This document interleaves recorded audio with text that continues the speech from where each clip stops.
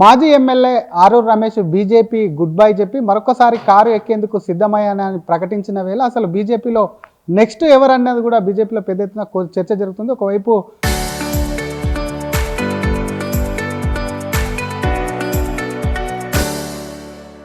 గువ్వల బాలరాజు, మరొకవైపు సైదిరెడ్డి ఇంటి ఇలాంటి వదంతులు వస్తున్నాయి. మనతో మాట్లాడడానికి అసలు పార్టీ మార్పు విషయం మీద మాజీ ఎమ్మెల్యే గువ్వల బాలరాజు ఉన్నారు. ఒకసారి మాట్లాడించేటువంటి ప్రయత్నం చేద్దాం. సార్, బీజేపీలో ఇమ్మలేకపోతున్నారు, తొందరలోనే పార్టీ మారుతారని ప్రధానంగా మీ మీద వార్తలు వస్తున్నాయి. ఎప్పుడు మారబోతున్నారు? మారితే శ్రీధర్ గారు, మీకే నవ్వు వస్తుంది ఆ ప్రశ్న అడగడానికి. నాకైతే ఇంకెక్కువ వస్తుంది నవ్వు.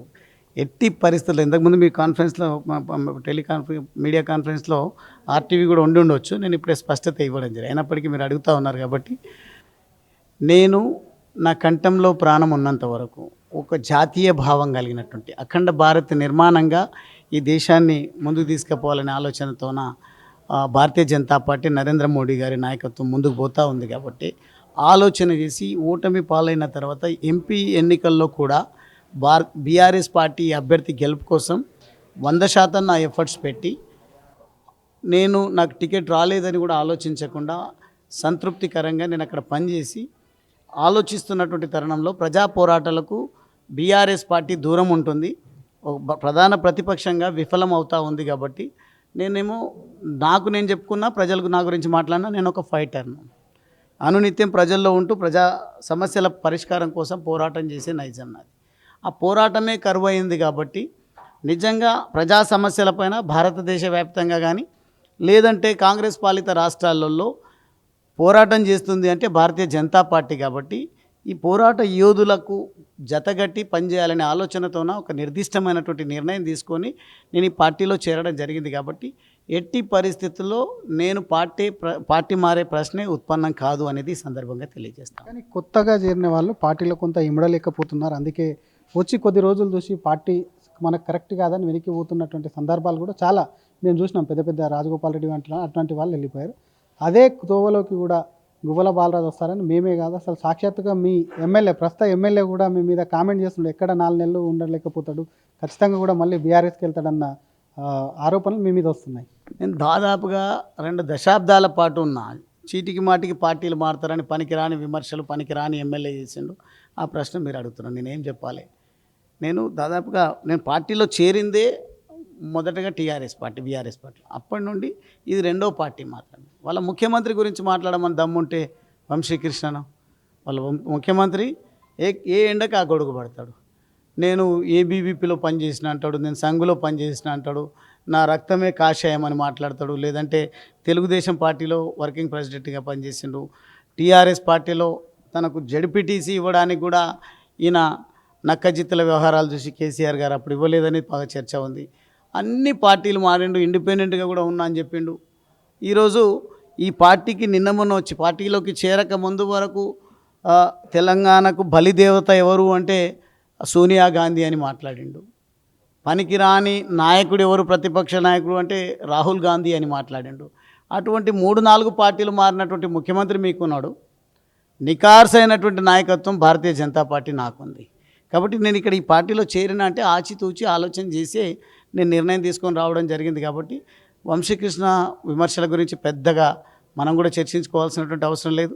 ఆయన నిజంగా ఒక రకంగా చెప్పాలంటే భారతీయ జనతా పార్టీలోకి రావడం కోసం పిసిసి ప్రెసిడెంట్గా రేవంత్ రెడ్డి గారు కాకపోయి ఉంటే డీకే అరుణ గారితో రాయబారం చేసిండు.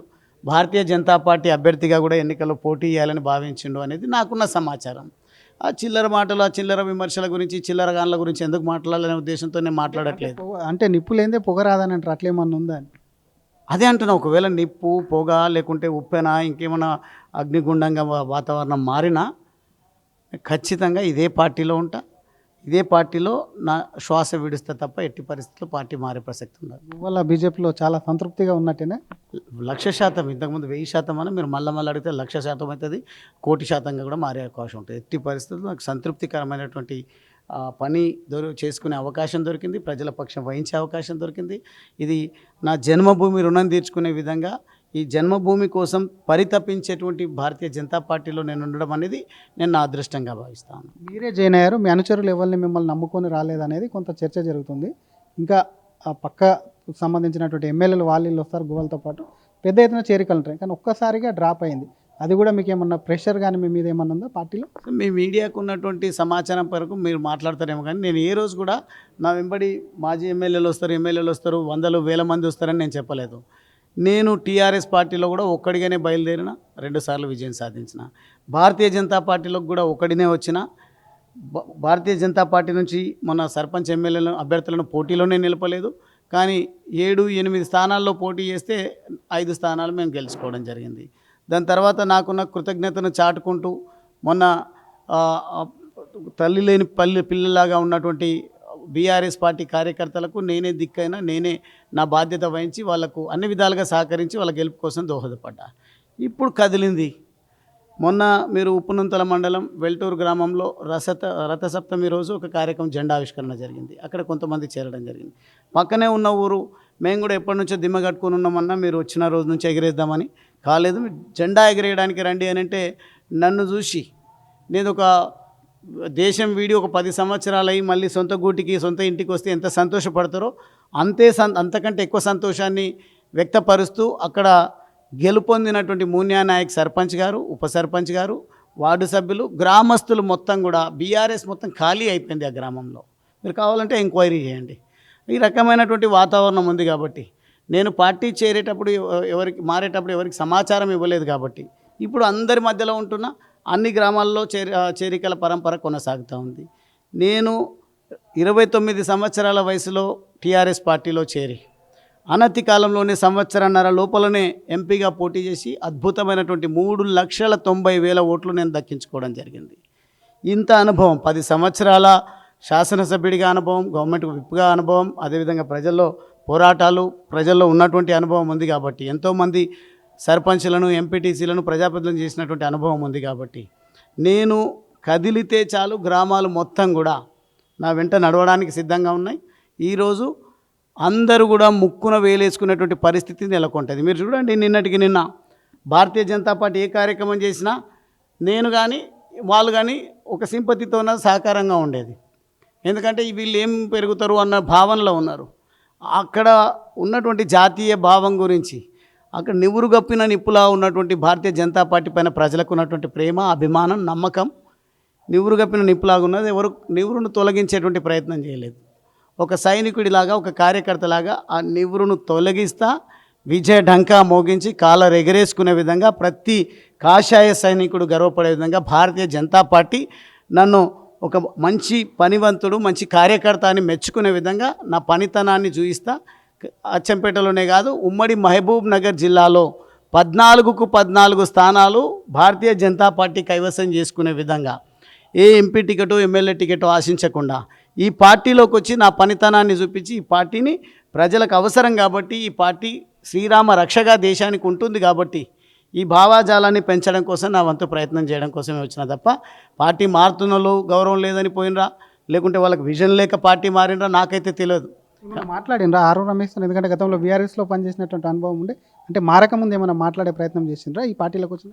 నాతోన ఈ మధ్యకాలంలో వాళ్ళ మదరో ఫాదరో చనిపోయినట్టు నాకు ఫోన్ చేసిండ్రు, కానీ ఈ విషయం గురించి మాట్లాడలేదు. ఎట్లుంది పార్టీలు, ఎట్లా నడుస్తుంది, కార్యక్రమాలు ఎట్లా అంటే అద్భుతంగా ఉందన్న, మీరు మంచి నిర్ణయం తీసుకుని నాకు కొంచెం ఆలస్యం అయింది అన్నట్టుగా మాట్లాడినా. నా వాయిస్ అర్థమయ్యో ఏమో నాకైతే ఆ విషయాన్ని పంచుకోలేదు. ఒకవేళ కొంత నాకు చెప్పినా కానీ మునుగుతున్న నావలో ఎందుకు ఎక్కుతావన్నా వద్దు అని చెప్పేవాడిని. నీకు భారతీయ జనతా పార్టీలో ఒకవేళ స్వేచ్ఛ లేదా, పని అవకాశం కల్పిస్తలేరా, గుర్తింపు లేదా నాకు చెప్పండి. వయసులో నీకంటే చిన్నవానైనా ఇక్కడ ఎంత పొటెన్షియల్ ఉందో, ఈ పార్టీలో ఎంత గొప్ప గౌరవం దొరుకుతుందో విడమర్చి చెప్పేటువంటి ప్రయత్నం నేను చేస్తూ ఉంటాను. ఆయననేమో ఎన్నికల కోసం వచ్చినట్టు భారతీయ జనతా పార్టీకి, నేనేమో ఎన్నికలు ముగిసిన తర్వాత ఈ పార్టీ విధానం అర్థమైన తర్వాత వచ్చిన కాబట్టి నేను అర్థం చేసుకున్నటువంటి విషయాలన్నింటినీ కూడా ఆయనకు విడమర్చి చెప్పేవాడినేమో. కానీ ఆయన ఒక సంఘటన జరిగింది కాబట్టి బాధలో ఫోన్ చేసినప్పుడు నా విషయాలు నేను చర్చ పెట్టలేదు, వారు కూడా నాతో చర్చ పెట్టలేదు.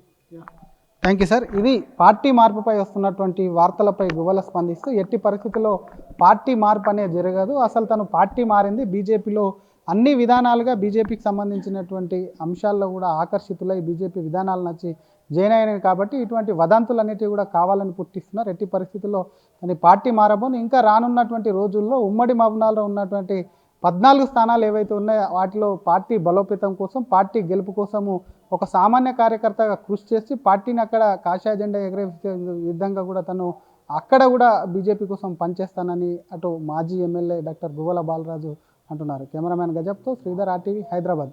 చరిత్ర సృష్టించినోడు ఇప్పుడు ఆ చరిత్రని తిరగరాయబోతున్నాడు. అబద్ధాల గోడల్ని బద్దలు కొట్టి నిజాలను రాగా మీ ముందుంచబోతున్నాడు. నిజమైన వార్తల కోసం వెంటనే డౌన్లోడ్ చేసుకోండి రా యాప్ని.